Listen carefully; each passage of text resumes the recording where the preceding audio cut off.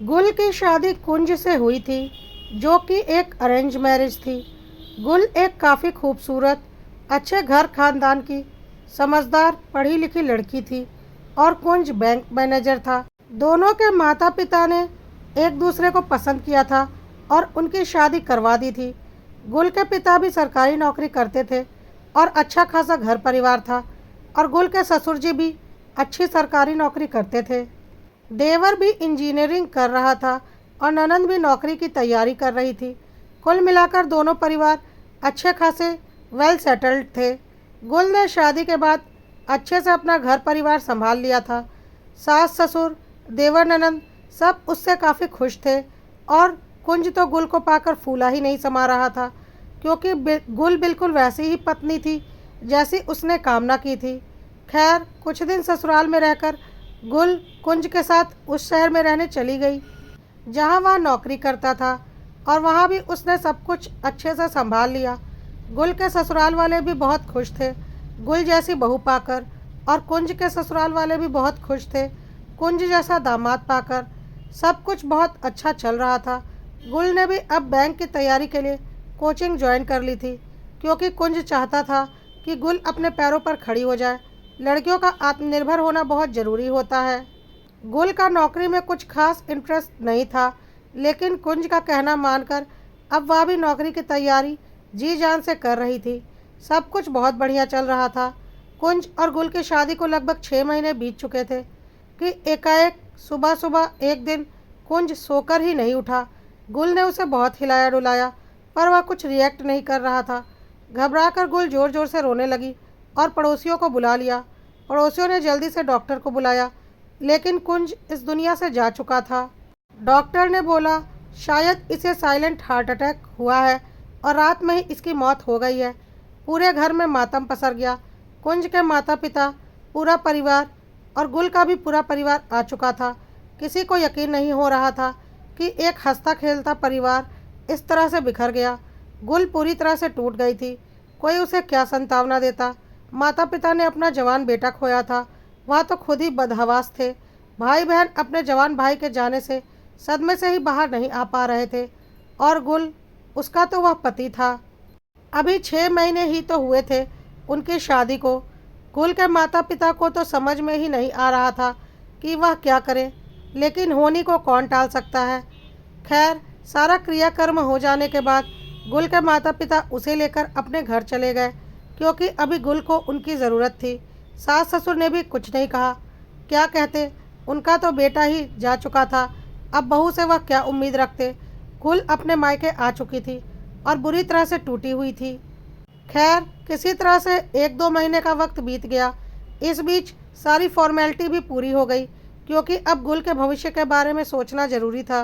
कुंज तो उसे बीच मझधार में छोड़कर जा चुका था, क्योंकि गुल कुंज की पत्नी थी और कुंज सरकारी नौकरी करता था, तो कुंज की नौकरी गुल को मिल गई, जो कि मिलनी भी चाहिए थी।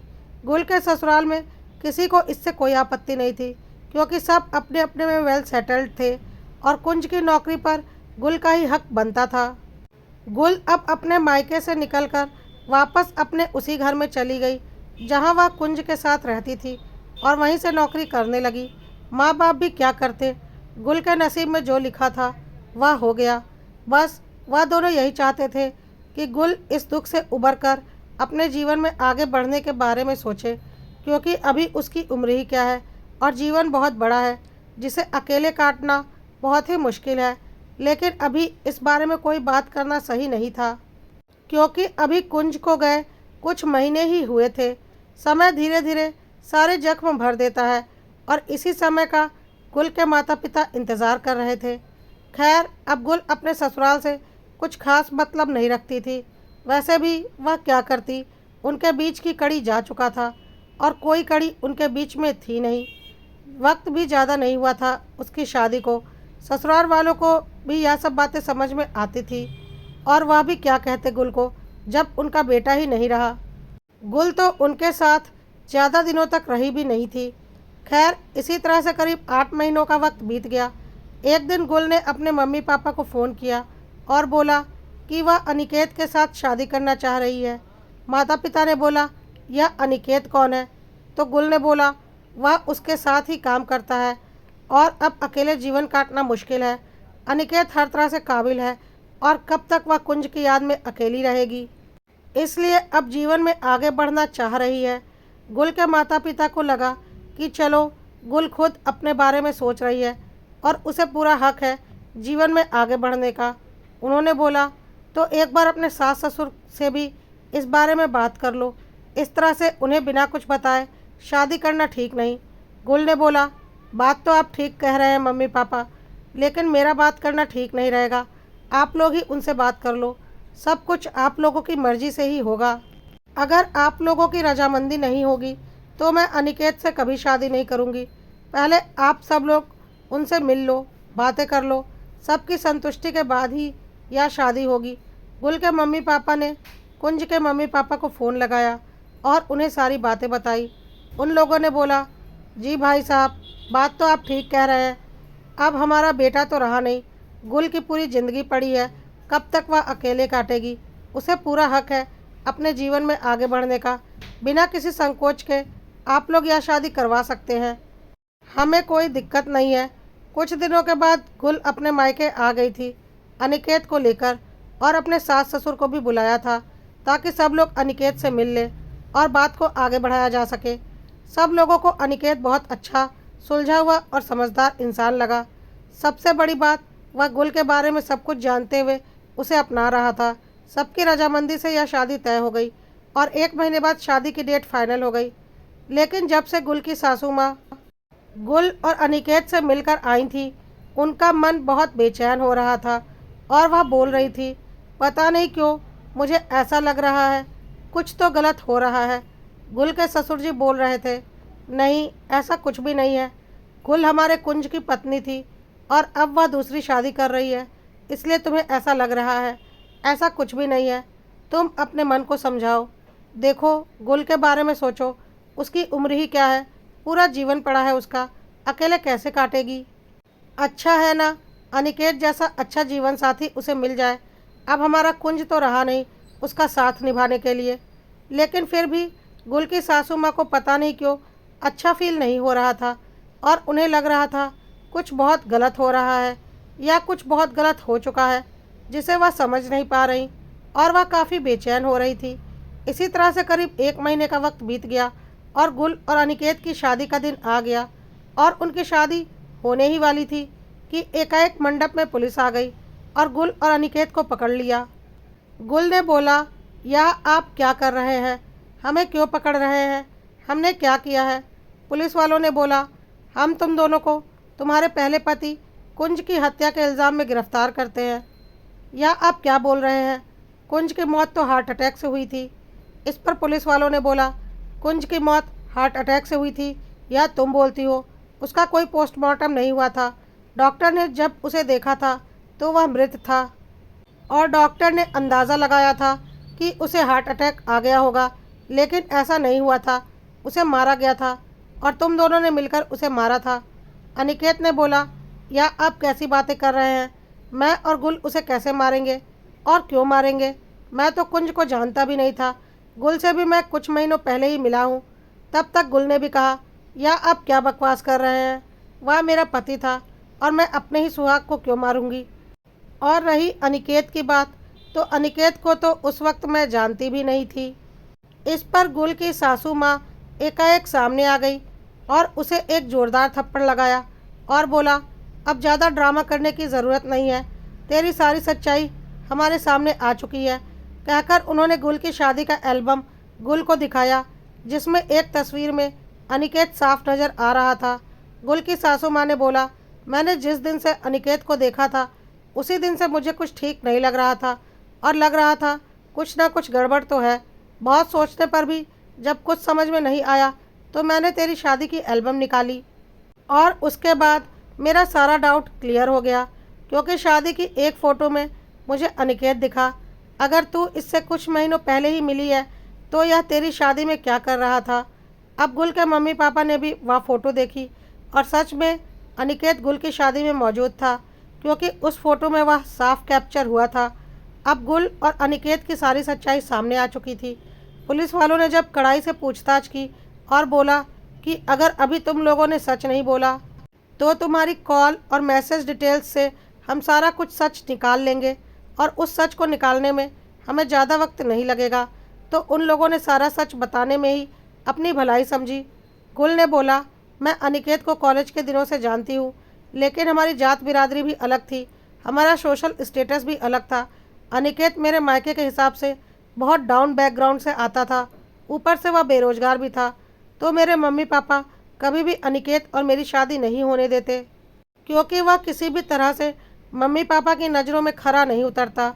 मुझे पता था मैं कितनी भी जिद कर लूँ, मम्मी पापा मेरी शादी अनिकेत के साथ कभी नहीं करेंगे। इसलिए मैंने चुपचाप कुंज के साथ शादी करने के लिए हाँ कर दी, क्योंकि हमने अपने आगे के जीवन के लिए पहले ही सारा प्लान बना लिया था। और जैसे ही वह प्लान सक्सेसफुल होता, अनिकेत और मैं एक हो जाते। क्योंकि अनिकेत बेरोजगार था, तो अनिकेत ने ही यह आइडिया दिया था और बोला था, अभी कुंज से शादी के लिए मना करना बेवकूफ़ी होगी।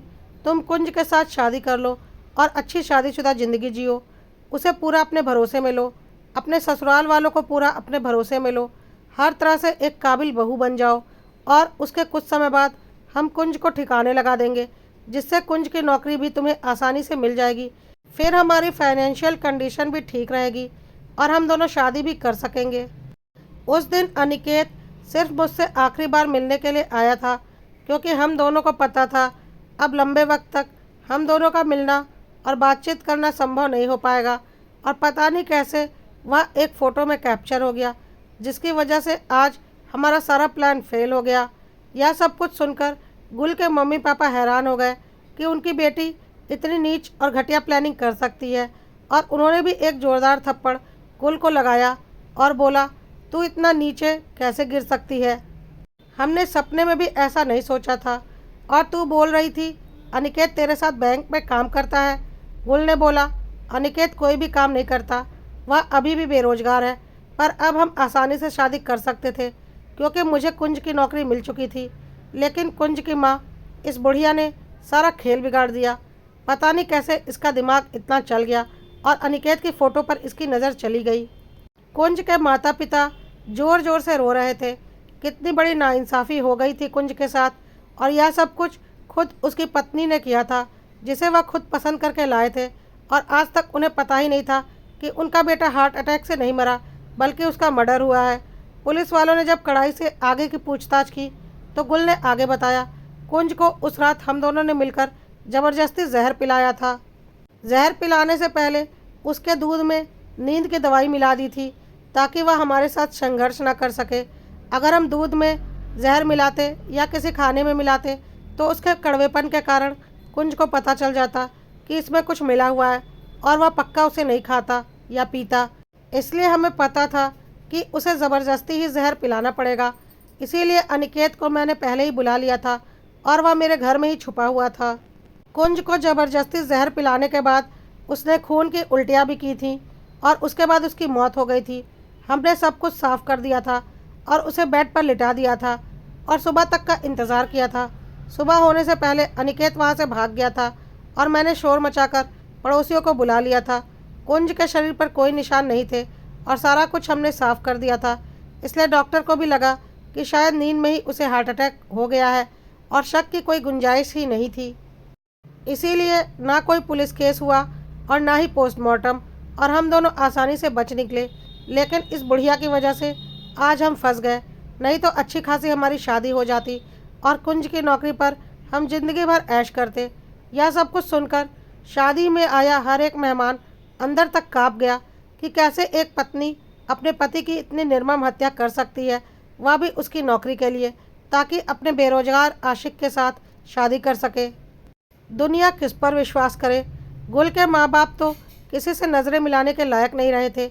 उन्हें यकीन नहीं हो रहा था कि उनकी बेटी इतनी शातिर और मक्कार हो सकती है, और वह दोनों हाथ जोड़कर कुंज के माता पिता से माफ़ी मांग रहे थे। कुंज के माता पिता और भाई बहन आंखों में आंसू लिए अपने बेटे और भाई को याद कर रहे थे, और सोच रहे थे वह कौन सी मनहूस घड़ी थी जब गुल और कुंज की शादी हुई थी। काश यह शादी नहीं हुई होती, तो आज कुंज उनके साथ होता। रिश्तों पर से विश्वास उठ चुका था सबका, सारी सच्चाई जानकर।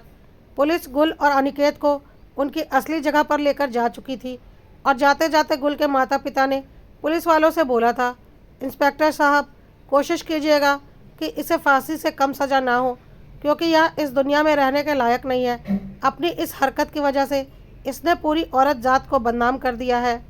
और उधर कुंज के परिवार वाले सोच रहे थे कि अगर कुंज की माँ को शक नहीं होता तो शायद कुंज की मौत की असलियत कभी सामने नहीं आती और उसके कातिल आराम से उसकी नौकरी पर ऐश कर रहे होते और मज़े की ज़िंदगी जी रहे होते।